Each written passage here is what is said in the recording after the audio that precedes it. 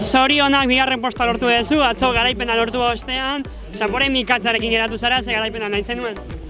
Bai, bueno, esan duzun bezala, azkenean gaur egun arraro izan da, lehen momentuan lasterketa ez genekien egingo zen ala ez, baina bueno, azkenean egin dugu, bigarren postu bat, taldeak izugarrizko lan egin du eta bigarren postua. Urko Bidal garaipena lortu du, asko posten naiz, oso txirrindulari ona da, asko merezi du garaipena eta hori, lasterketa polita gaur.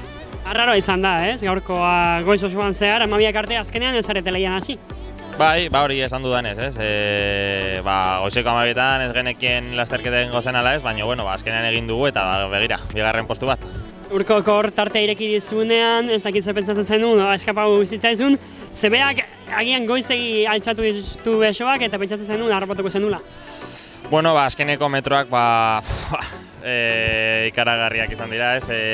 Azkeneko bi kurbetan Urkok tarte txiki bat ireki du, non Alain Suarezetanik bere gurpilan egotea saiatu gara, baina ezinezkoa izan da eta bai, garaipena lortu du.